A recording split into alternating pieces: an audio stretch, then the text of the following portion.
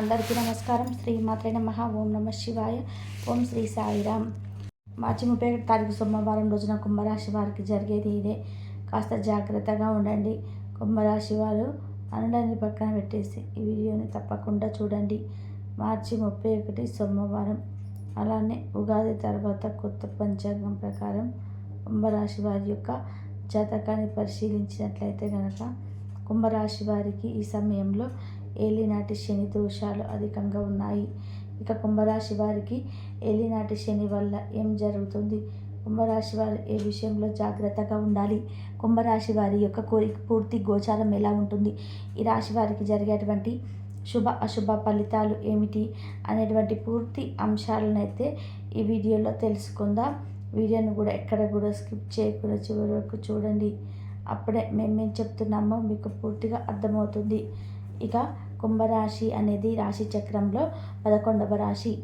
ధనిష్ట 1, 2, 3, 4 పదాలు, శతభిషం 1, 2, 3, 4 పదాలు, అలానే పూర్వభద్ర 1వ పాదంలో జన్మించిన వ్యక్తులకి కుంభరాశి వారిగా పరిగణించబడతారు. ఈ రాష్ట్రాధిపతి వచ్చేసి శనీశ్వరుడు. ఇక ఉగాది పంచాంగం ప్రకారం అంటే ఇంకా నూతన సంవత్సరం పంచాంగం ప్రకారం కుంభరాశి వారికి కొన్ని విషయాల్లో చాలా జాగ్రత్తగా ఉండాలి. ఎందుకంటే వీరికంటే శని ప్రభావం అధికంగా ఉంటుంది. కుంభరాశి వారి ఏది వరకు జీవితంలో ఎన్నో విజయాలను సాధించి ఎన్నో రకాలుగా ఎంతో కష్టపడి విజయవంతమైనటువంటి జీవితాన్ని గడుపుతూ ఉన్నారు. అయితే ఈ రాశి వారికి ఈ సమయంలో అద్భుతమైనటువంటి గోచారం అయితే కనిపిస్తూ ఉంది. అయితే కొంతమందికి మాత్రం ఎప్పుడు కూడా ఒకే రాశిలో జన్మించినటువంటి వ్యక్తులైనప్పటికీ ఒకే విధానంగా జాతకం అయితే ఉండకపోవచ్చు. ఎందుకంటే వారి వారి కర్మానుసారంగా వారి యొక్క జీవితం అనేది ఆధారపడి ఉంటుంది. వారు మంచి చేసుకుంటే మంచి, అలాగే వారు చెడు చేసుకుంటే చెడు. ఎవరి కర్మను బట్టి వారు ఫలితాలను అనుభవించే అవకాశం ఉంటుంది. కనుక కుంభరాశిలో జన్మించినటువంటి వ్యక్తులు అందరికీ కూడా ఇలా ఉంటుందని కాదు, అందరికీ శని దోషాలు ఉంటాయి. కొంతమందికి శని భగవానుడి యొక్క అనుగ్రహం ఉండవచ్చు, మరి కొంతమందికి శనీశ్వరుడి యొక్క దివ్యమైన ఆశీస్సులు ఉంటాయని చెప్పుకోవచ్చు. అలానే కొంతమందికి కొన్ని సమస్యలు ఉండవచ్చు. ఇక కుంభరాశిలో జన్మించినటువంటి వ్యక్తులలో కొంతమందికి మాత్రం శని చాలా ఎక్కువగా ఉన్నాయి. అలానే ఆ రాశిలో జన్మించినటువంటి వ్యక్తులకి జీవితంలో కొన్ని రకాల సమస్యలు కూడా ఉన్నాయి అని చెప్పుకోవచ్చు. కనుక అలాంటి వారు ఎప్పుడు కూడా ఇతరుల విషయంలో జోక్యం చేసుకోరాదు. అంటే వారు పొరపాటున కూడా ఇతరుల విషయంలో జోక్యాన్ని చేసుకోవద్దు. ఇతర విషయంలో జోక్యాన్ని చేసుకోవద్దు. ఎవరైనా గొడవ పడుతున్నప్పుడు వారి మధ్యలోకి వెళ్ళి తీర్పు ఇవ్వడం కానీ, వారికి గొడవను ఆపడానికి ప్రయత్నించడం కానీ చేయవద్దు. ముఖ్యంగా భార్యాభర్తలు ఎవరైనా గొడవ పెట్టుకున్నట్లు అయితే కనుక వారి మధ్యలోకి అస్సలు వెళ్ళవద్దు. అలానే ఎవరైనా మిమ్మల్ని వచ్చి వారి ఇంట్లో సమస్య ఉంది అని, వారి ఇంట్లో గొడవ జరుగుతుంది అని, ఆ గొడవలు పరిష్కరించమని ఎవరైనా రమ్మని పిలిచినా సరే మీరు వెళ్ళకూడదు. ఇలా మీరు జాగ్రత్తగా ఉండాలి. మాటలు కూడా ఎవరిపైన వారిపైన పడేసుకోకూడదు. అంటే ఎవరిని కూడా అనవసరంగా మాటలు అనకూడదు. ఖచ్చితంగా మీ యొక్క నోరుని అదుపులో పెట్టుకోవలసి ఉంటుంది. ఒకవేళ మీరు కానీ ఏదైనా విషయంలోకి దిగారు అనుకోండి, ఖచ్చితంగా ఆ సమస్యలన్నీ కూడా మిమ్మల్ని పట్టి పీడిస్తాయి. ఇక అదే విధానంగా ఈ రాశిలో జన్మించినటువంటి వ్యక్తులకి కొంతమందికి మాత్రం అద్భుతమైనటువంటి గోచారం ఉంటుంది. మంచి ఫలితాలు ఉన్నాయి. శనిదేవుడి అనుగ్రహం ఉంటే ఇక వారిని మించినటువంటి అదృష్టవంతులు ఇంకొకరు ఉండరని చెప్పుకోవచ్చు. అలా శనీశ్వరుడి యొక్క అనుగ్రహాన్ని కూడా పొందేటువంటి రాశుల్లో కుంభరాశి కూడా ఒకటని చెప్పుకోవచ్చు. ఈ కుంభరాశి వారు ఖచ్చితంగా మంచి ఫలితాన్ని పొందుతారు. అలానే ఈ రాశిలో జన్మించినటువంటి వ్యక్తులు గోచారం అనేది అద్భుతంగా ఉంటుంది. గోచార ఫలితాలు కూడా అద్భుతంగా ఉన్నాయని చెప్పుకోవచ్చు. ముఖ్యంగా ఈ రాశిలో జన్మించిన వ్యక్తులకి అద్భుతమైనటువంటి గోచార ఫలితాలతో పాటు ఇక వీరికి గోచారం బాగుంటుంది. అలానే వీరు చేపట్టిన పనులు కూడా పూర్తవుతాయి. పెండింగ్లో ఉన్నటువంటి పనులన్నీ కూడా పూర్తవుతాయి.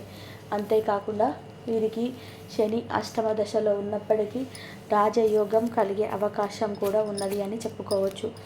అయితే ఈ రాశి వారు దాన ధర్మాలు ఎక్కువగా చేయాల్సి ఉంటుంది. దాన ధర్మాలు చేయడం వలన ఖచ్చితంగా మంచి ఫలితం అయితే ఉంటుంది. దాన ధర్మాలు చేస్తే అద్భుతమైనటువంటి రాజయోగం ఉంటుంది. అలానే ఏవైనా శని దోషాలు అయినా సరే తొలగిపోతాయి. ముఖ్యంగా ఏలినాటి శని దోషాలు అయినా, గ్రహాలు అనుకూలంగా లేకపోయినా, గ్రహాల స్థితిగతి బాగోలేకపోయినా సరే అవన్నీ కూడా తొలగిపోతాయి. గ్రహాలత అనుకూలత పెరుగుతుంది. గ్రహాల స్థితిగతి బాగుంటుంది. గ్రహాలన్నీ కూడా అనుకూలించటం వలన ఇక మనకు తిరుగులేని రాజయోగం అయితే పడుతుందని చెప్పుకోవచ్చు. కనుక ఈ రాశిలో జన్మించినటువంటి వ్యక్తుల యొక్క గోచారం చాలా అనుకూలంగా ఉంది అని చెప్పుకోవచ్చు. అనుకూలమైనటువంటి గోచార ఫలితాలను పొందుతారు. ఇక శుభవార్తలు కూడా వినే అవకాశం అయితే ఉంటుంది. కొంతమంది కుంభరాశి వారు జన్మించినటువంటి వ్యక్తులకి శుభకార్యాలలో ఆటంకాలు ఉన్నప్పటికీ, శుభవార్తలు వినకపోయినప్పటికీ, మరికొంతమంది మాత్రం అంటే కుంభరాశిలో జన్మించిన వ్యక్తులు మరికొంతమంది మాత్రం మంచి శుభవార్తలు వినే అవకాశం అయితే కనిపిస్తుంది. శుభకార్యాలకి ఎక్కువగా హాజరయ్యే అవకాశం కూడా కనిపిస్తుంది. ముఖ్యంగా ఇలాంటి అంటే ఎవరైతే శనీశ్వరుడి అనుగ్రహాన్ని పొంది ఉన్నారు కుంభరాశి వారు, వారికి మాత్రం శుభాలు అనేటివి ఎక్కువగా జరుగుతాయి. శుభవార్తలు వింటారు. నచ్చిన వస్తువులు కొనుగోలు చేసుకుంటారు కూడా. అలానే ఉద్యోగపరంగా ఉన్నటువంటి సమస్యలు కూడా తొలగిపోతాయి. ఉద్యోగపరంగా ఉండే సమస్యలన్నీ అయినా, వ్యాపారంలో ఉండే సమస్యలు అయినా సరే తొలగిపోతాయి.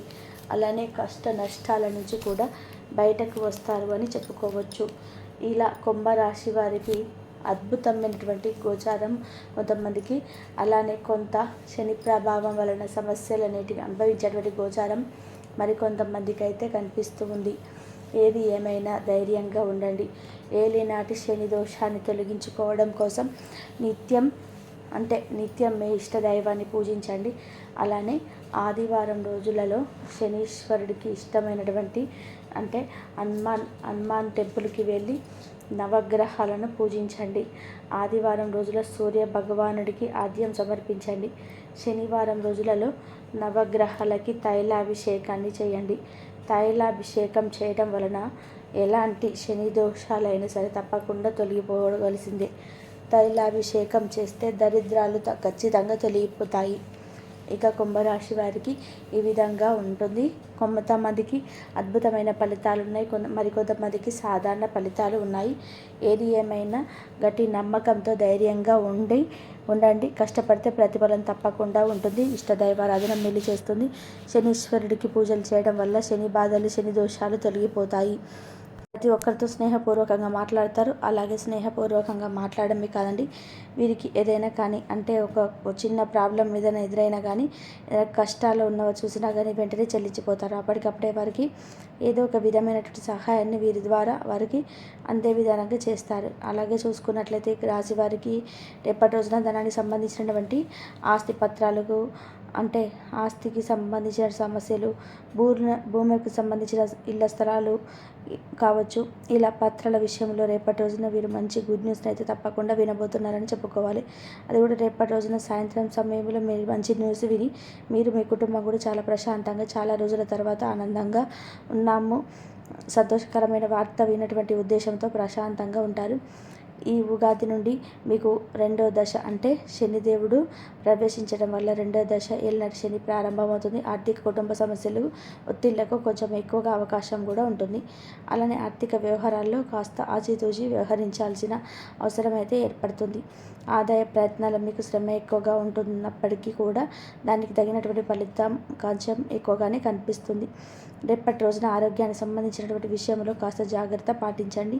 ఏదైనా కానీ మనం సంపాదించుకున్నది అనుభవించాలన్నా కానీ, లేదంటే ఏదైనా మనం ప్రశాంతంగా ఉంచుకోవాలన్నా కానీ, మనిషి అనేవాడు ప్రతి సంతోషంగా ఉండాలన్నా కానీ ఆరోగ్యం అనేది ఎప్పుడు కూడా ముఖ్యం.